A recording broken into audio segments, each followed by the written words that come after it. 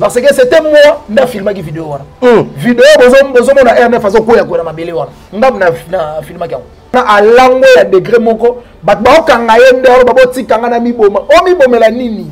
Ah, o mibomela nini? Ba bandolo ba maloba miboma. Alobi miboma. Na ko miboma. Nabité eloko na ko lexango inapercité. Fallait na filmer yango bongo na laksa manike de quoi que na force ya ko déstabiliser. Na filma ki yango pona ko laksa manike que oza au-dessus ya batunyo sauté batalaka yo. Ça veut dire na ko déstabiliser na ko finalo boy en clin d'œil okufi. Et puis ce qui est plus pur, autant sous votre baso batté parce que vidéo on a des épisodes moko. Mais moi j'avais déjà des vidéos na téléphone nanga, on a zoki na téléphone à R9. Na transféré qui ont chenga. Et puis il y a des vidéos sur internet et vous allez ridicule. Na même na 4 sur la vidéo moi nudité à maniquer na R9. Ah, vidéo nudité à maniquer na R9. On les a eu na circuit. Na yebité so basala ngwa parce que balé na moi chambre mo boya salité boya basa bena bolingo. Na so isko ba vidéo na la chambre R9 na transféré qui ont chenga. Na ça dit maniquer na sana. Ah apaiser ba maloba na zolo ba mikolo pour ça muteme soki nga makasi bat ba osepela manike mtabomi via mwana batu et fallait pas aloba ndenga aloba kiliboso est-ce que ils a toujours manike to isa bango mbale bakutana ki bata kwiti na kwiti bolingwa kwiti suka rabongo et bango eza ngala ko benga en quelque sorte akwitko ça veut dire association de kwitkwiteurs au Congo. Ah bango na ko benga bango akwitko ça veut dire association de kwitkwiteurs au Congo. Parce que mobile est grossiste et moi ça a détaillant. C'est normal de retomber dans mon ebima ya boy. Et puis tant on a ma réaction, il y a R9 envers Maniké et moi on a appelé que on dirait au-delà de bolingo basalaki Maniké peut-être atsaki mona batu quelque part. On dirait atsaki mona batu quelque part parce que na limite moi si le roi Maniké a boy R9 mais la R9 vient comme. Et puis nazaki na motivation de filmer vidéo na pour na ça manique que tala mobile oyo ngaka offert face lié na batumusu oyo fingaka. C'était ça vraiment motivation. Mais je pense que na autre episode oyo ça ka premier épisode. Il y a des épisodes et des épisodes il y a des vidéos na zoki na téléphone à R9. En tout cas manique il faut za makasi. Ah, il faut za makasi. Est-ce que bakabwani ya solo? Bakabwani apela bakabwani. Mais na bazawana il faut ba panzana. So bakutani pena bango mbalela kini bakabwani. Bona sa kwiti bakozonga mais donc kwiti ici là bakokabona. Bona sa kwiti déjà batu baye barati. Mais tant ou bako si ça bakwiti na bango, je pense que ba osuka ka bongo. Ba osuka pena na ko se séparer parce que lelo via R9 au moni talaka na salaki vidéo wana presque na prince. Ça veut dire mutu ya kwiti bongo abane ko yende na prince akatisa. Supposons ce qu'on est na baka ya wana bakarele kaka prince comme Gaillard le roi boulevard. Que batuti au moins que lingo bimake manike ndali mwana batu alors que mwana batu abana ko mena bakuti na ye apezaka ngo ba série moko boye tango ko sala cohabitation coalition c'est se cache la manike ndo moni ba retomber na ngo yango wana ça dit mwana wana car il dit au temps favorable je t'ai exaucé au jour du salut je t'ai moral. Oh c'est quoi papa na Marcia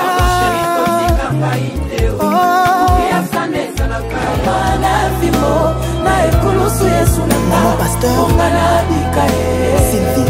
Sylvie Kotoyo n'a pas point faible. Un seul rendez-vous à Paris à ne pas manquer, c'est le 21 septembre à la scène musicale. Vous qui nous suivez, n'hésitez pas, achetez vos billets avec l'artiste présidentiel héritier de la musique africaine, la Punga Moto Natebi. Godard Montemona. Restaurant Paradis Secret. Restaurant aux spécialités africaines. En pleine région parisienne. Chez Chiquito Papa Paradis. Au numéro 10 de la rue Pierre et Marie Curie. 77 380 à Comble-la-Ville. Ici c'est la compétence. Non, on laisse aux médias. Toujours. Pour la dégustation de mets variés, saveurs africaines, un seul endroit. Venez déguster de grillades, du poisson, tabac, brochette, ngoula. Tout ça, modèle Yamboka Nabiso, chez Chiquito, au restaurant Paradis Secret, le secret du paradis. avec accompagnement de manioc, chikwang, banane plantain, du riz, etc. Notez bien l'adresse au numéro 10, rue Pierre et Marie Curie, 77 380, Comble-la-Ville. Réservé pour tous vos événements, en toute intimité et convivialité, venez chez Chiquito. Anniversaire, baptême, surprise party et autres occasions festives. Rendez-vous chez Chiquito, au secret du paradis ou paradis secret. Votre réservation au 09 50 01 85 90 ou au 06 52 81 93 93. Restaurant Paradis Secret. Chez Chiquito, Papa Paradis. C'est vraiment paradisiaque. Je suis docteur Pichotondele, pharmacien de formation. Je suis formé à l'université de Kinshasa à la faculté de pharmacie. Et puis je fais d'autres masters en transformation des agro-ressources à l'université Marien Ngouabi et au Canada en préparation de cosmétiques thérapeutiques naturelles.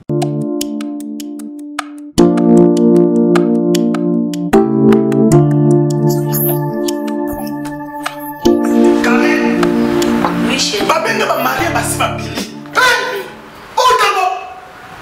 Tamponi, c'est bien mon nyonso, mon ami. Ok, fais-tu bonne là? Non, c'est pas côté. T'es carré. Ok, fais-tu bonne là? Na yela ya ba produit banda kala pona ba tampon wana. Savon d'ici. Pembe, mounou, akosokono c'est sans problème. D'ici au collagène pour le traitement de taches, tampons, vergetures, rides et poches. D'ici réparateur pour le traitement des acnés, de points noirs et pour régénérer votre peau. Utilisez toute la gamme, le sérum, le savon et gel douche. D'ici cheveux pour le traitement de cheveux abîmés. Utilisez l'huile et son shampoing. Avec Dixie. Toujours.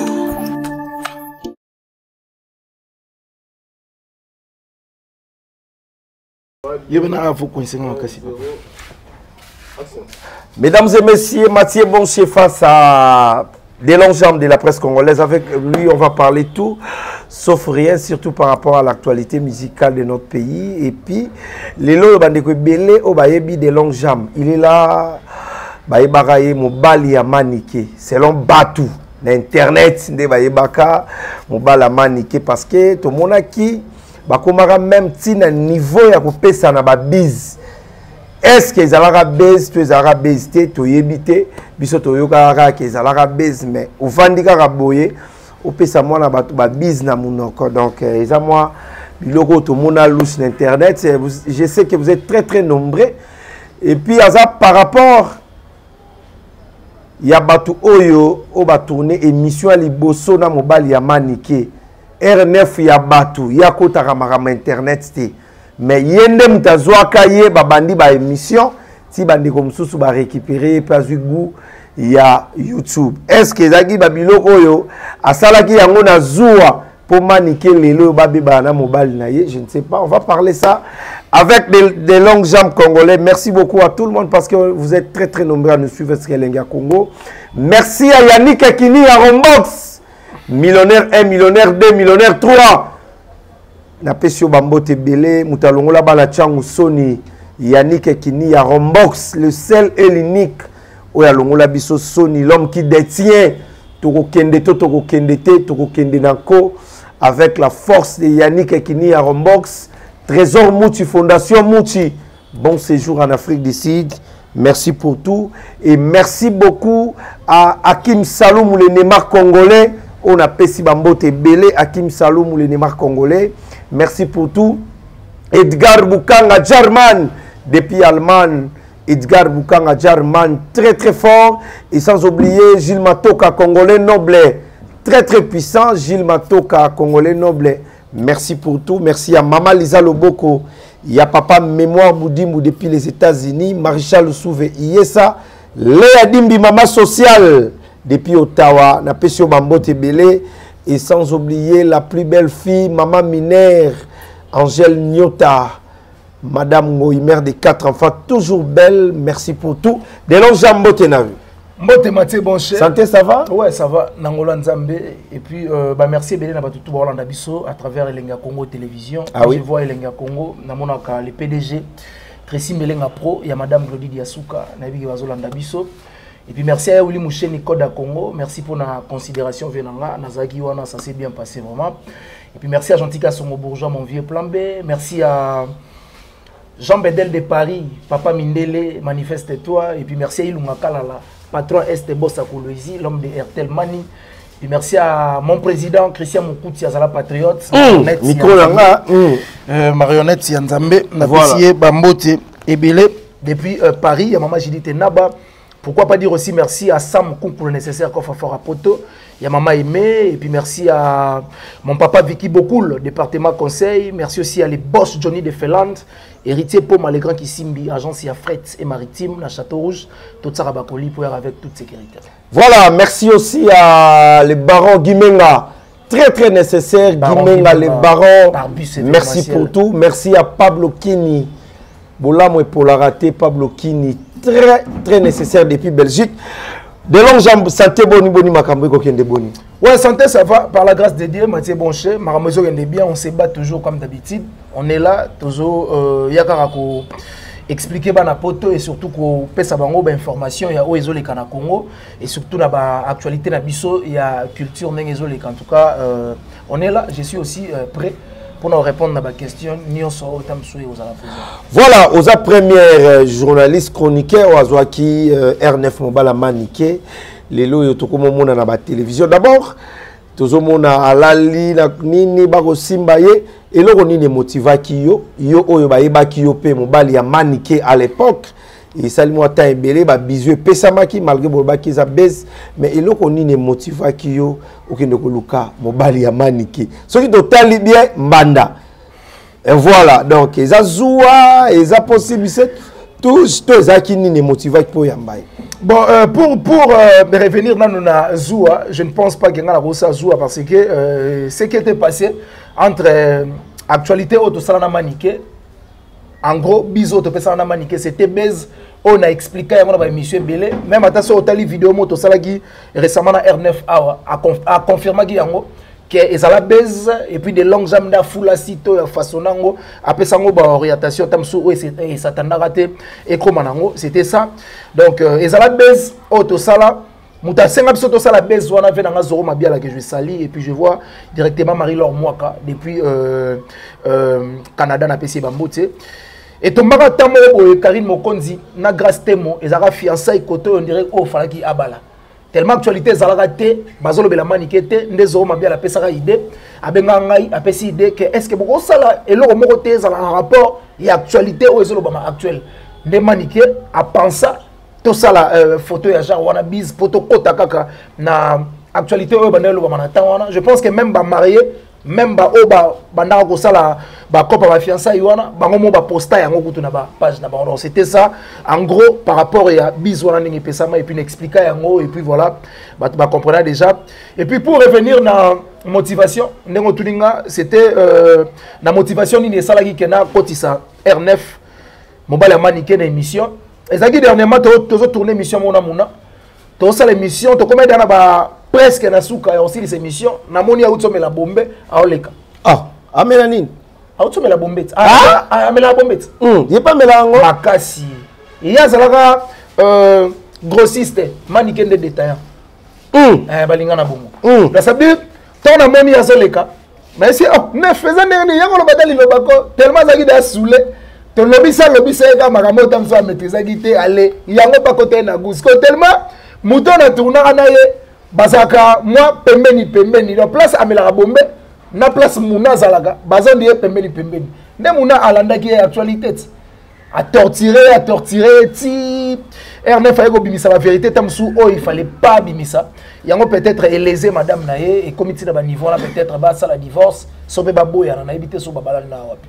Voilà mais ce que lelo yo bolingo batumbutu internet c'est comme bango na bango côté linga na poto côté au sala est-ce qu'ils a malamu na aja Maniké fa sala te moni lelo falaki ko komisa Maniké place à komiboy moni Maniké falaki ko komisa place à komiboy moni Maniké a manqué d'artistes congolais presque nyonso respect. Je ne sais pas ce que tu as dit, peut-être Patrick Bekam nde a manqué na noté donc ça veut dire muto a manqué kabatu faut que comme ça gagne na ba image moko ridicule boy pour na la ça que oza au-dessus ya batu nyonso te batala rayo na webi ça tango ye amimonaka azaka Goliath na internet ay ba que de longues jambes David n'a pas ali tango amimonaka azaka Goliath na internet de longues jambes David n'a pas ali parce que David abeta Goliath na erreur ka moko trop sir ça dit peut-être mon coup na kozo na fini et pe na bomi parce que erreur c'est là qui est trop sir wana nda perdre etam sous ba contrôle ya bagarre de David Goliath akoya na mabele au moni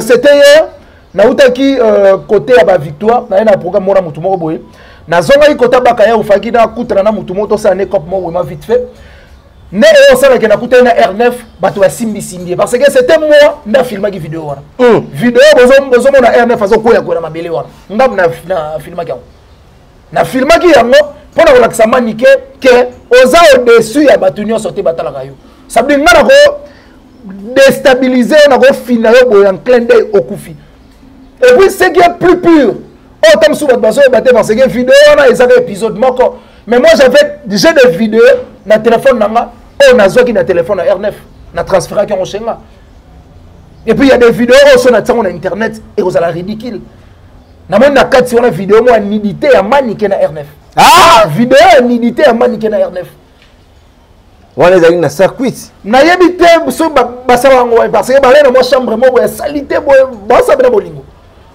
na zoki siko ba vidéo na la chomba R9 na transférer qui on chenga na sabdi maniquer na sana apaiser ba maloba na yazo ba mikolo pour ça muteme soki nga makasi bat ba osepela na osepela ça vena bato bat ba oganga wala bana yazaka mikuwa bo mais maman azolela bato apoto ba olela mingi balobi manike mtabomi via mwana bato et fallait pas aloba ndenga aloba kiliboso est-ce que ils toujours manike to isa bango mbale bakutana ki bata kwiti na kwiti bolingwa kwiti suka rabongo et bango eza ngala ko benga en quelque sorte Akwitco ça veut dire association de quitquitaires au Congo bango na ko benga bango Akwitco ça veut dire association de quitquitaires au Congo parce que mobile eza grossiste moi ça za détaillant c'est normal retomber dans ebima ya boy et puis tant on a zomona ba réaction il y a R9 envers Manique et moi na pena que on dirait au-delà ya bolingo basalaki Manique peut-être atsaki mona batu quelque part on dira que c'est qui m'a battu quelque part. Parce que, dans limite, moi, si le roi Manique a boy R9, mais la R9 vient comme. Et puis, dans la motivation de filmer vidéo, pour que ça Manique, que tala mobile oyo a offert face de na battu musu oyo fingaka. C'était ça vraiment motivation. Mais je pense que, dans notre épisode, c'est le premier épisode. Il y a des épisodes et des épisodes, il y a des vidéos, dans le téléphone à R9. En tout cas, Manique, il faut ça makasi. Il faut ça makasi. Est-ce que bakabwani ya solo? Bakabwani wapenda bakabwani. Mena bazawana il faut bapanzana. So bakutani pena bango mbalela kini bakabwani. Bona sa kwiti bakozonga mais tant kwiti ici là bakokabwana. Bona sa kwiti déjà batu baye barati. Mais tant bako sili sa bakwiti na bango, je pense que ba osuka ka bongo. Ba osuka pena na ko se séparer parce que lelo via R9 au moni talaka na salaki vidéo wana presque na prince. Ça veut dire mutu ya kuti bongo abane ko yende na prince akatisa supposons ce qu'on est na baka ya wana bakare le kaka prince comme Gaillard le roi boulevard ke batuti o monite ke lingo bima ke mani kenda lié mora batu alors que mora batu abana ko mena bakuti na ye apesaka ngo ba série moko boye tango ko sala cohabitation coalition c'est se cache la manike ndo moni ba retomber nango yango wana ça veut dire mona wana alango ya degré moko bat ba okanga yende ba botikanga na miboma o mibomela nini o mibomela nini donc bandolo ba maloba miboma alobi miboma nakomi boma nabite eloko nako lexango inapercité fallait na filmer yango bongo na laksa manike de croire que na force ya ko déstabiliser parce que moi je suis prêt à déstabiliser même carrière ya Manique ayoka ni pe susté parce que j'ai des vidéos et ko beba lisena bana na ye et ko initier na famille internet et ko inaye ba ko kange pe na l'état o sala ngopona ni o sala na problème na ye zuwa tena sala na problème te boma na boboya na e sala ko tena sala na problème te basi na ngai sala ka ta Manique avanda ka sa soir na ba kitsa ba TV ba yambaka ye a insulter ba artiste et musicien au bazo mériter ba valeur quelque part ngai dérangeanga ça veut dire maman moko boy azara moi aussi artiste et musicien en réalité Manique ça moi aussi artiste et musicien Il faut avoir un bon terme d'artiste et musicien. Maintenant, il y a une sortie médiatique où ils ont lésé, pas seulement qu'on lésé, mais en insultant l'artiste et musicien, c'est pas bien. Critiquer, c'est bien, mais insulter, c'est pas bien. Tant qu'il y a des gens qui ont Kofi Olomide, qui ont Beritier, qui ont Fabrigas. Place tam sous bâton, ils se rappellent de la famille, ils se rappellent de la bassine, on a bana. Yo kasi tant ba mona ba attitude, ba comportement ya maniqué boy. Ba za partant na. Ba partant na. On se comprend. Mais ça dit le long maniqué retenir que azana bitumba moko boye aya lo yengete. Pour ce que meki ko ya biya ya maté bon chenep sayo mokili e ko sepela. Ah mokili e sepela. Na ogangi sabatu. Mokili e sepela bana ba oh bien léopard. Mobali na bien singé pardon à la télévision, babilobi la nyo salobi, alzong à la TV lobango. Est-ce que ma moi netali? Bon, makambo wana etali ngate matse bon chena. Otu webisa yo, nga esala nga pasi. Manika za na mobali. Mais mobali wana a interdit za ka ete ko ya ko insulter l'artiste congolais. Démarche o bango basala ya ko déstabiliser l'artiste congolais. Kasi même démarche wana nga siko na sala ko na ko déstabiliser carrière na bango. Donc manika nga sa wana il faut se préparer. En conséquence parce que en face na ye un adversaire moko o neutraliser. Chez Djonga, restaurant spécialités africaines à la portée de tous. Un cadre attrayant vous accueille 7 jours sur 7. Au numéro 2, rue François Villon, 94 230 à Cachan, en pleine région parisienne. RRB, station Arcueil-Cachan, pour déguster des mets délicieux. Choix à la carte, ntaba, cabri, brochette, kamundele, ngoulou, madesu, losonapundu, du poisson, du poulet mayo, makayabu, bitekuteku et j'en passe. Rendez-vous chez Djonga. Dans une ambiance musicale, modèle Yambo Cannabiso. Chez Djonga. Venez, venez. Vous allez vivre du vrai. Chez Djonga, votre restaurant vous propose de vendre des plats divers à consommer sur place ou à emporter. Oyo Sukana Masolo. Commandez au 09 82 63 82 85, numéro fixe. Ou au 06 35 47 51 81, numéro WhatsApp. Votre restaurant chez Djonga. Stabiliser à limousier na internet. Pour ma vidéo, on a nango. Nandimite que Jonathan Moana se pela nango. Nandimite que Prince Babi se pela nango. Ana Kutu. Nandimite que se pela nango. Donc ça veut dire yéma place ça. Il faut se repentir. Azobe munoko na kanga osinga. Pour ça on a monié quand ça sorti médiatiquement à ma bé. À se peler. On nous suit depuis Paris chez notre frère, notre Yaya, fiston de Mpiolani. Restaurant au Capi à Paris, donc merci beaucoup. Bientôt là, Trozalawana.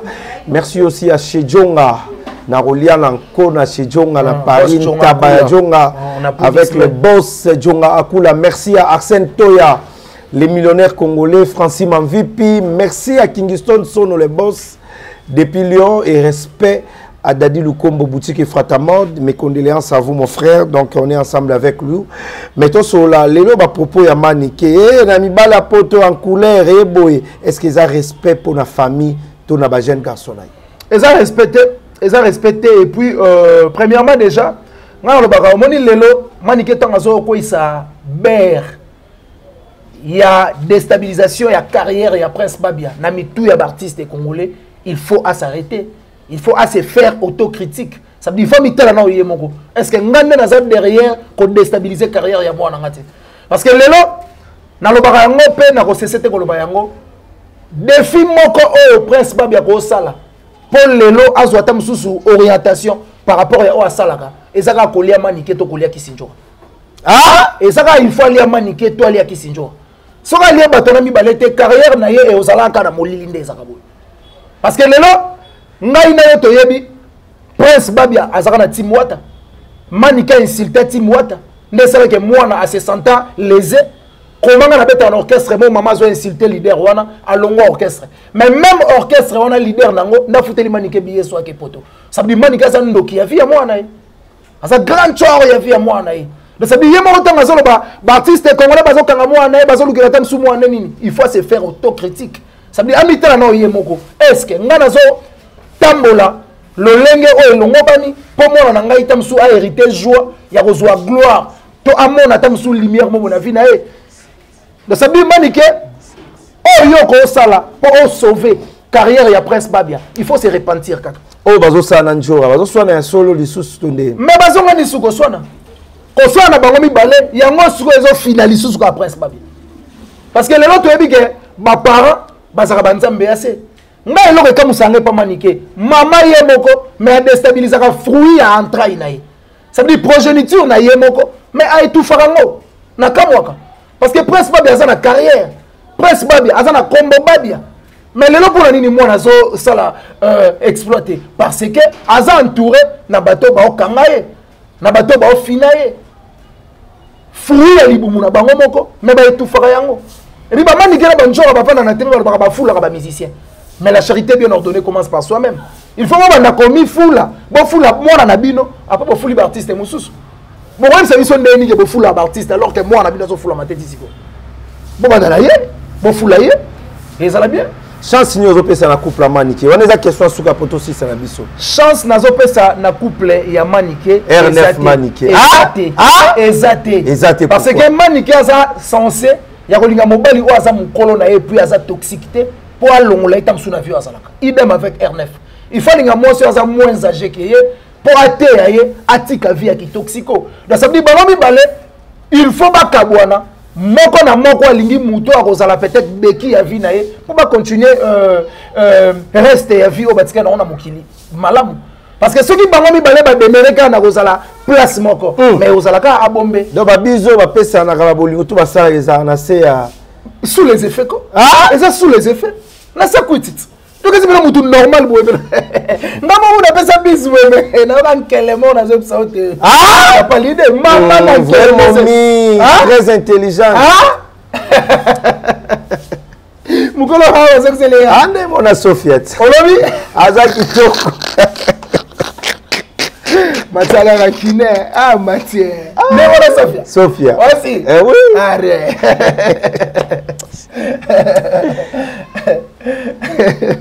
merci à Yaudilo Mampouya Otala Otala Biso boutique exemple à suivre Yaudilo Mampouya sur Willery Tozarawana chaque dimanche barbecue à Café Zarana boutique exemple à suivre chez Yaudilo Mampouya. Merci pour tout. Merci à Jordi Samba grand frère propre Yana Ngamoro Jordi Samba. Respect à bienvenue Vangasele.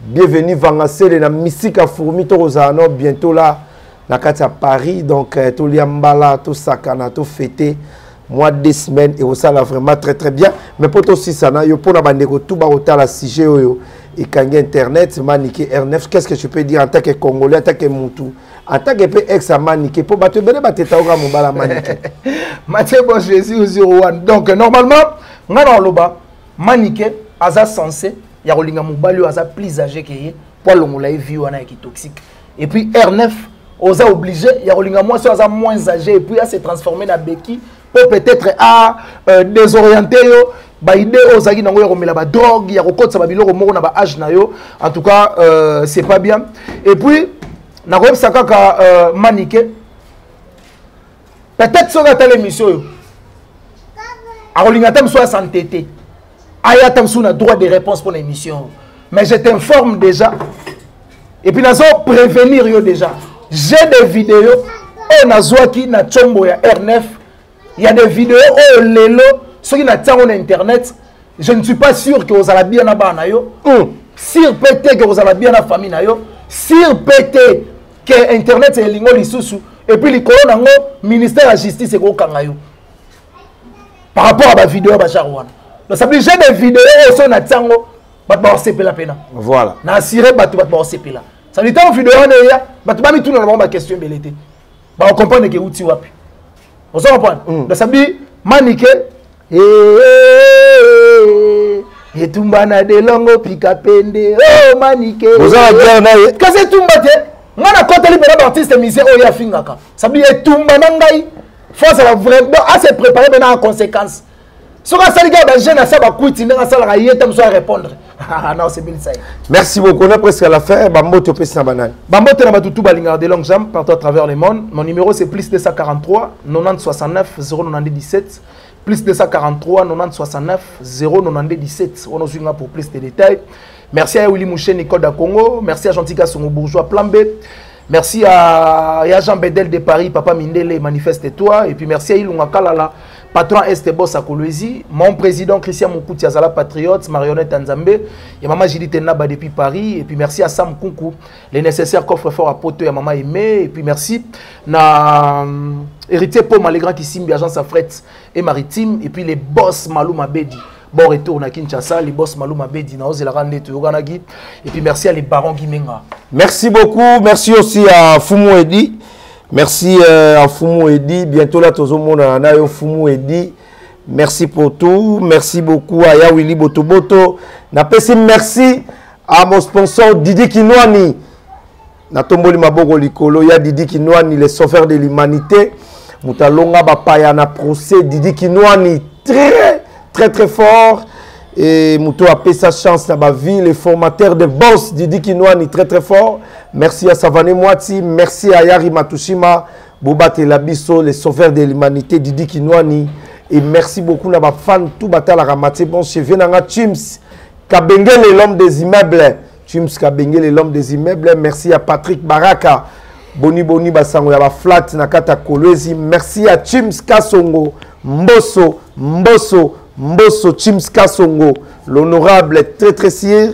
Respect beaucoup, respect à maman Odette Tubambe, femme d'affaires. Odette Tubambe, femme d'affaires. Respect à le PDG Paul Moutou, Beka Congo, Beka Kinshasa. Et Tobo Sanité, na Pesi Mbote, na Sele Manzombi.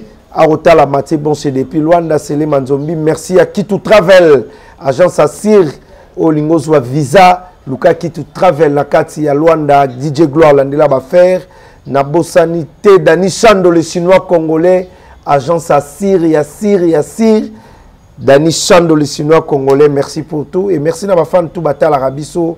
On est là pour bien travailler. Toujours Elenga Congo et pourquoi pas la RTVS 1 ici à Kinshasa. Merci à mon amie Sophia depuis Kibetele, quartier Troangili. Merci pour tout. Merci à la Gauloise. Yvette Mbi Azanoti, toujours belle, très belle. On se retrouve la semaine prochaine. Bye bye.